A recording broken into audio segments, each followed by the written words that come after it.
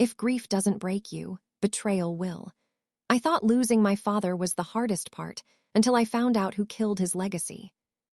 I always thought my father's law firm would be my inheritance, not just because I worked there for 10 years, but because I'd earned it. Late nights reviewing contracts, cleaning up his messes when his temper drove away clients, learning the business from the ground up. My brother, Jason, couldn't even balance his own checking account without calling me. But when the lawyer read the will, my name was an afterthought. It was one of those sterile, carpeted offices that smelled faintly of coffee and despair. My stepmother, Evelyn, sat beside Jason, dabbing the corner of her eye with a tissue that stayed suspiciously dry. The lawyer cleared his throat and began reading the document. By the time he said, "All assets, including controlling interest in McAllister and Reed LLP, to be transferred to Jason McAllister," my ears were ringing. I stared at Evelyn. She didn't meet my eyes. Jason smirked, just barely, but enough to let me know this wasn't a surprise to him. When the lawyer finished, I was left with a sealed envelope marked for Claire. Inside was a handwritten note from my father. "You'll understand someday. Take care of your brother." That was it. No explanation, no gratitude. Just a half-hearted goodbye from the man who'd once promised that I'd inherit his life's work. After the meeting, Jason and Evelyn played their parts. Evelyn gave me a pitying look. Jason offered a stiff hug. I didn't give either of them the satisfaction of breaking down. I just nodded, thanked the lawyer for his time, and walked out into the cold November air. I remember sitting in my car for a long time, staring at the steering wheel, trying to process what had just happened. The anger came in waves, first disbelief, then humiliation, and finally a cold, methodical fury. Because beneath all the grief and betrayal, something didn't add up. My father hadn't been senile. He'd been deliberate to a fault. If he changed his will, there was a reason, and I was going to find it. When I pulled up to my apartment that night, I noticed a voicemail notification on my phone. It was from my father, time-stamped 4 days before his death. His voice was shaky, almost slurred. "Claire, there are things you do know. I made mistakes. Just look in the safe, you'll see." The message ended abruptly with a cough and a faint sound of someone knocking in the background. I sat frozen, my pulse racing. I hadn't even known he'd left me a voicemail. When I tried calling back, the number was disconnected. It had been reassigned after his death. But that single line, "Look in the safe," was enough to ignite something in me that grief couldn't extinguish. If my father had hidden something, I was going to uncover it. And if Evelyn and Jason had buried the truth with him, I was ready to dig it up. It was time to go back to the house. I'd sworn I'd never set foot in again. The house hadn't changed much, but it felt smaller now, like grief had shrunk its walls. The brass McAllister plaque by the door was polished to a mirror shine, probably Evelyn's doing. She moved in less than 5 years ago, but you'd think she'd been born there. I parked across the street, heart pounding, debating whether breaking in technically counted as trespassing if your name was still on the family deed. The front door was locked, of course, and I didn't have a key anymore. Evelyn had changed the locks after the funeral, claiming she didn't want memories disturbed. But the back window to my father's study had always been faulty. A little pressure on the latch, and it gave with a dull click. I slipped inside, brushing cobwebs from my jacket sleeve. The smell hit first: old paper, whiskey, and the faint trace of cedar polish. His study looked exactly as I remembered: mahogany desk, shelves of law books, and a framed photo of him and me at my law school graduation. It was the only photo that hadn't been replaced by pictures of Evelyn and Jason. The safe was hidden behind the portrait of his old mentor, Judge Porter. Same place it had always been. I ran my fingers over the dial, remembering the combination like muscle memory: my birthday. When the door opened, I half expected stacks of cash or some grand revelation. Instead, I found a single manila envelope labeled for Claire, private. Inside were photocopies of signed documents, trust deeds, investment transfers, and something else: a medical report from 6 months ago. It detailed early signs of cognitive decline, mild memory lapses, and a doctor's note recommending a full neuropsych evaluation. My father had never told me any of that. At the bottom of the pile was an unsigned draft of his previous will. In that version, I was listed as the sole beneficiary. The revision that cut me out entirely had been executed 2 months later, with Evelyn's signature as witness. The pieces started to fit together in the ugliest way possible. I sat back, shaking. My father hadn't betrayed me. He'd been manipulated, coerced, maybe even exploited. But there was still one thing I couldn't understand: why he'd left me a voicemail warning me to look in the safe if he'd already changed the will. As I sifted through the last few pages, a handwritten note slipped out from between the files. It was my father's handwriting, but rushed, uneven. If you're reading this, it means I couldn't fix it in time. Evelyn knows more than she admits. Trust no one at the firm, not even Jason. My breath caught. Evelyn I could believe, but Jason, my own brother. The clock on the desk ticked loudly, each second hammering in my ears. I snapped a photo of every document with my phone and stuffed the originals back into the envelope. My hands were trembling, but my mind was clear for the first time in days. If Evelyn and Jason had rewritten my father's legacy, I wasn't going to rest until I exposed every detail. I locked the study door behind me and stepped back into the night, headlights from a parked car flashing across the window as I closed it. That's when I realized I wasn't alone on the street. At first, I thought I was imagining it. The black sedan parked across the street could have belonged to anyone. But when I stepped off the porch, the headlights flicked on, just for a second, then off again. My gut tightened. I got into my car and started the engine, pretending to check my phone in the rearview mirror. The sedan didn't move. I reversed slowly, testing. When I reached the end of the block, it followed. No headlights this time, just the faint glint of its grille in my mirror. I took 3 random turns through the neighborhood, enough to shake off anyone normal. The sedan stayed behind me, always 2 cars back. I felt that cold rush of adrenaline that only hits when logic fails, when fear outruns reason. I didn't go home. Instead, I pulled into a 24-hour gas station, parked right under the fluorescent lights, and waited. The sedan slowed as it passed, tinted windows revealing nothing. It rolled past the exit, paused at the corner, then drove away. I sat there for several minutes, heart still hammering. Someone had been watching the house, probably watching me. And if that someone was connected to Evelyn, this was bigger than a family dispute. Once I calmed down, I texted my best friend, Mara, who worked as a paralegal at a rival firm. She was the kind of person who always answered at 2 a.m., usually with sarcasm first and concerns second. Need help digging into McAllister and Reed's trust filings. Confidential. Her reply came fast, like always. Wow, jumping straight to felonies tonight.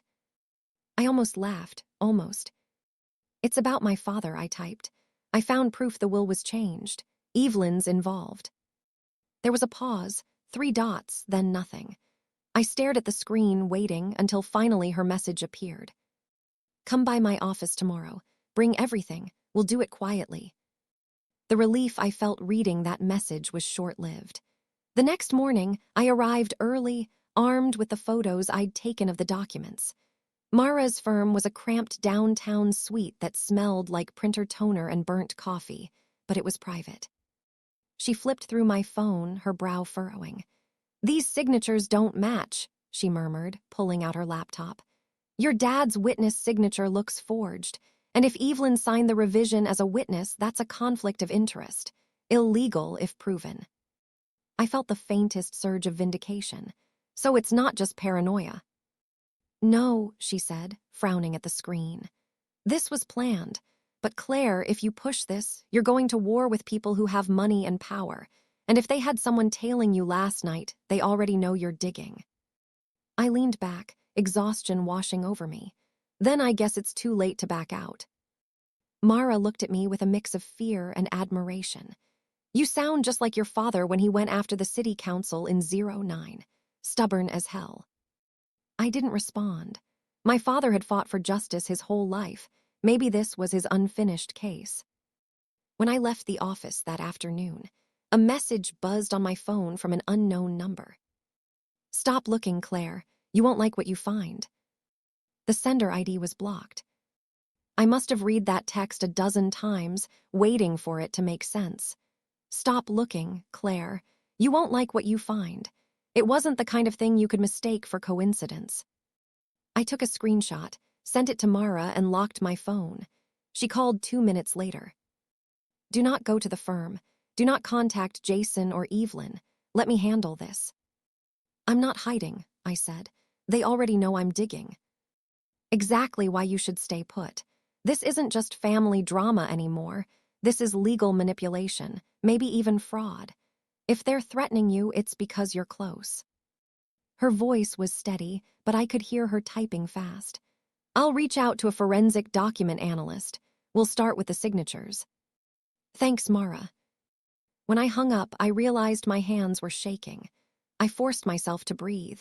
I'd always been the calm one, the one who mediated fights, smoothed things over.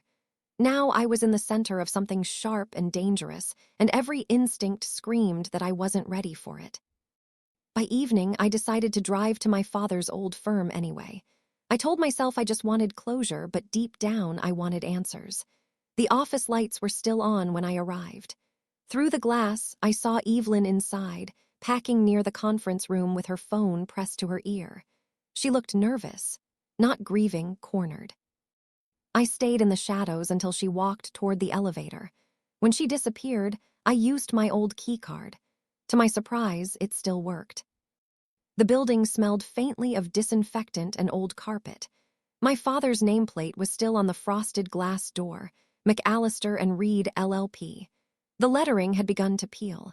I stepped inside and froze. The place had been gutted. My father's framed awards were gone, replaced with minimalist decor and Evelyn's branding, E. McAllister Legal Consulting. Even the color scheme had changed. Cold whites, pale blues, no trace of him. I checked the filing cabinets behind what used to be his desk. Most were empty, but in one drawer labeled archive, a single folder remained.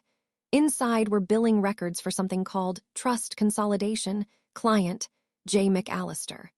The dates lined up exactly with when my father's health began to decline. Jason had hired the firm, our firm, to draft documents that directly benefited himself, and Evelyn had signed off as managing partner.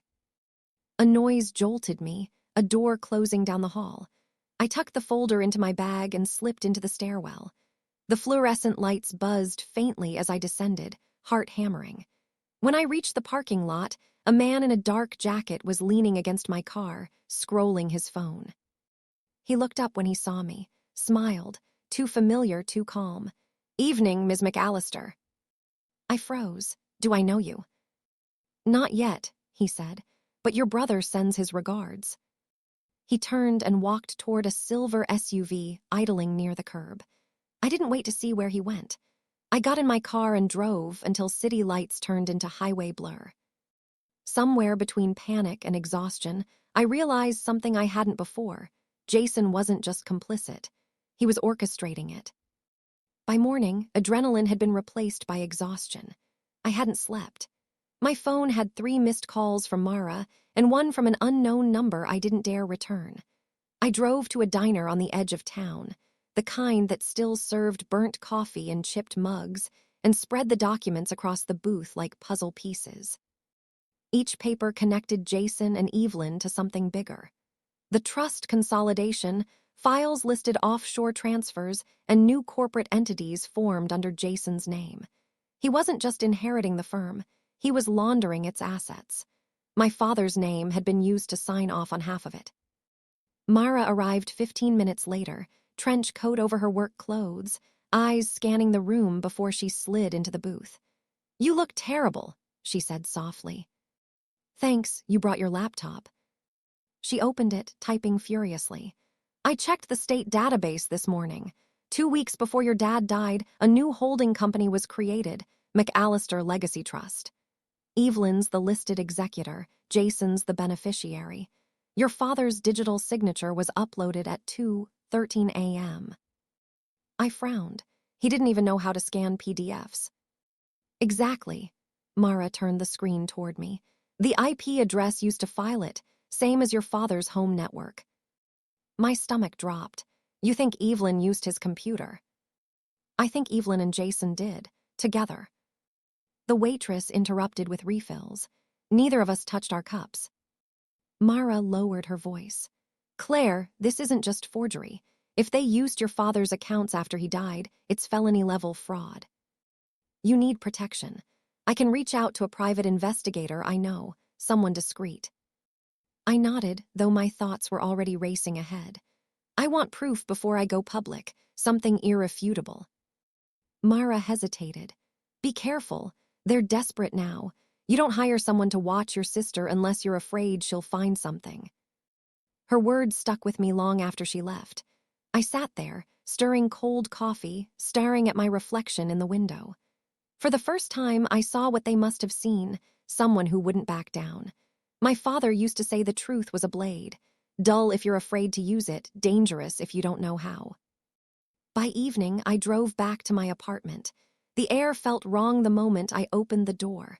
My keys were on the counter, but I never left them there. The window near the fire escape was open just an inch. I scanned the room.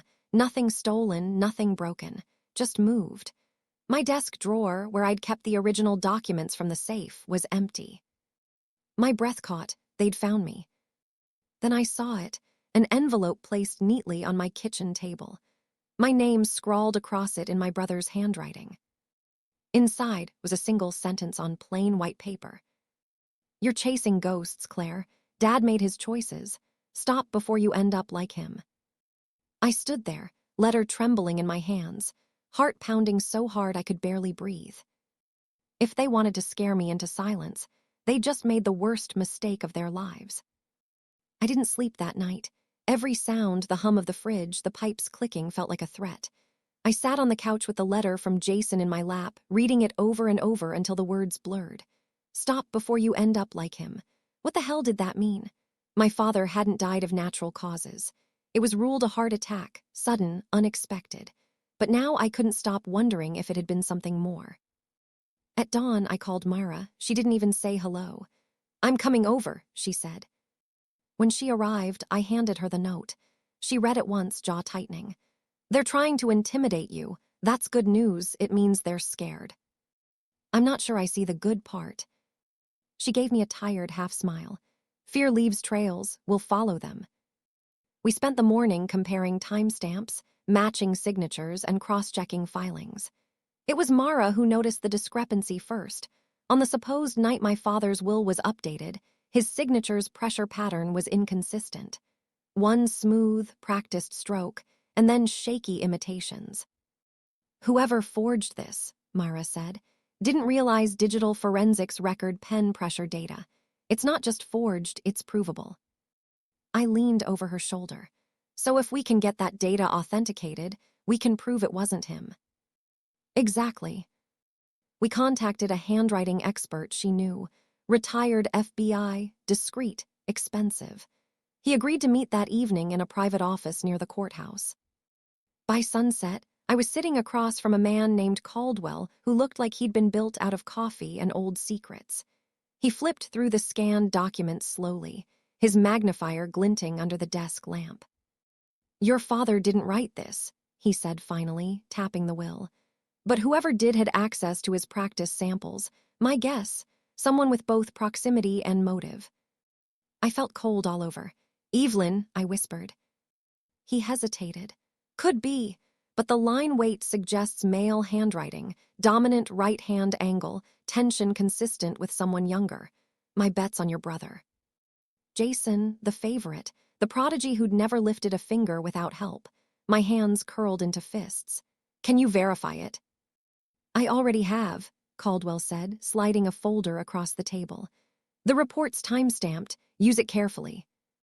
When Mara and I walked out into the evening air, the courthouse bells were striking 6. The city lights flickered to life one by one, and for the first time, I felt the momentum shift.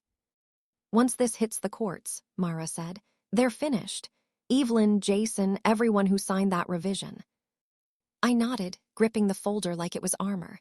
Then we move now. We crossed the street toward my car, headlights streaking the wet asphalt. That's when I saw the reflection in the rear window, someone standing beside the courthouse steps, phone raised, watching us. Before I could speak, Mara's voice dropped to a whisper. "Claire, don't look back, just drive."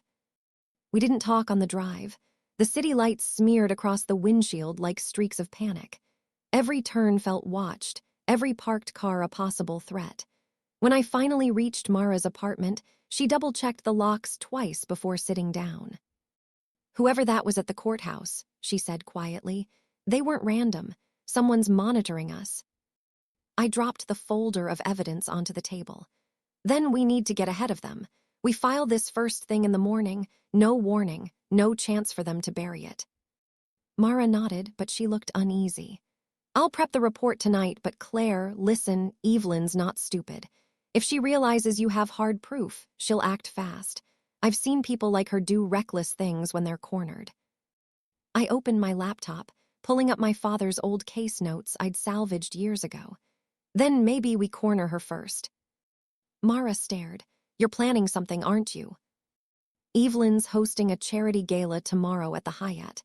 The same one she used to brag about to every partner my dad ever worked with. I'll be there. I'll make sure the right people hear the truth before she can twist it." She shook her head. "That's not a conversation, it's a public ambush." "Exactly." For a long moment, the only sound was the buzz of her desk lamp. Then she sighed. "Fine, but if you're doing this, I'm going with you." We spent the next few hours refining every detail, screenshots, legal wording, voice memos of my father's voicemail, and Caldwell's forensic report. By midnight, we had a digital folder that could destroy Evelyn's reputation in 30 seconds flat. When Mara finally crashed on the couch, I stayed up reviewing every file one more time. My nerves were raw, but beneath the fear there was something sharper, clarity. This wasn't about money anymore. It was about the truth my father tried to leave me before he died. Just after 2 a.m., I heard a faint buzz near the window. A phone notification, but it wasn't mine. Mara's laptop screen lit up. A new message from an encrypted email address. Subject: withdrawal request confirmation. Body: funds from McAllister Legacy Trust successfully transferred. Account closing finalized. I froze. "Mara." She stirred awake, groggy. I pointed to the screen. Her eyes widened. "That can't be right. I set an alert on that account. It was frozen during the probate investigation." I clicked open the attachment. The timestamp was from 30 minutes ago. Someone had just emptied the trust fund. "Jason moved it," I said quietly. "He's cashing out before everything collapses." Mara grabbed her phone. "I'll call the DA's office first thing. We can still freeze any secondary transfer if we act fast." I looked out the window. The street below was quiet, but a silver SUV sat idling at the curb, the same one I'd seen at the firm. My pulse spiked. "They're not waiting for morning," I whispered. Mara followed my gaze and reached for her phone again, but before she could dial, headlights flooded the room, cutting across the curtains like a spotlight. The headlights poured through the curtains like a silent alarm. Mara froze, half crouched behind the couch. I could hear the low rumble of the SUV's engine outside, steady and patient, like it had nowhere else to be. "They're here for the files," I whispered. Mara shook her head. "Then we don't let them get them." I backed toward the desk, snatched the folder with Caldwell's report, and shoved it into my tote bag. The apartment was small, one hallway to the kitchen and one to the fire escape. Every option felt bad. Every breath felt loud. A knock, 3 slow, deliberate taps on the door. Mara mouthed, "Don't answer." The second knock came harder this time. "Claire," a voice called, "Jason, we need to talk." The sound of his voice, the calmness of it, sent a shiver down my spine. He sounded like the older brother who used to smooth things over after our parents fought. But that version of him had died the day he forged our father's name. I forced my voice steady. "You've done enough talking." He sighed, the sound muffled through the door. "You don't understand what you're playing with. That trust wasn't just Dad's money. It's tied to people who won't let this go public. Walk away while you still can. Mara looked at me, eyes wide. He's bluffing. But I wasn't so sure. I glanced toward the window, two silhouettes by the SUV, dark shapes shifting under the streetlight. Back up. Jason's voice dropped lower now. You're not going to win this, Claire. You'll destroy everything he built. No, I said. You already did. I hit send on the email I'd queued earlier, one addressed to every partner at the firm, the district attorney, and 3 local journalists. Subject line: evidence of McAllister estate fraud. Every document attached. Caldwell's analysis, the forged signatures, even my father's voicemail. A metallic crash echoed from the door, someone kicking it. Mara grabbed her phone, dialing 911. I reached for the fire escape window. Jason shouted something I couldn't make out. The door splintered. I shoved Mara toward the open window. Go. We climbed out just as the door gave way. I heard Jason yell my name, footsteps pounding across the floor. We scrambled down the iron steps, the cold air burning in our lungs. The SUV's engine revved. Halfway down the alley, I turned back, headlights blazing, tires screeching. Then blue and red lights flashed across the street. Police sirens cut through the chaos. The SUV screeched to a stop as 2 cruisers boxed it in. Mara gasped, gripping my arm. You sent it, didn't you? I nodded, breathless. It's over. The next hours blurred, statements, questions, flashing cameras. The emails had detonated like a bomb. By morning, Evelyn and Jason were both under investigation for fraud, forgery, and obstruction. The trust accounts were frozen. The firm's name was already being scraped off the downtown sign. 2 days later, I stood outside my father's grave with the original letter he'd left me, the one that had started it all. The ink had faded, but the meaning finally made sense. You'll understand someday. Take care of your brother. I laid the letter down on the grass. I tried, I whispered, but he made his choices. When I walked away, the sunrise caught the courthouse windows in the distance, bright and sharp like glass. The fight was over, but something in me had changed. It wasn't victory I felt. It was peace. Hard-won, quiet, and finally mine.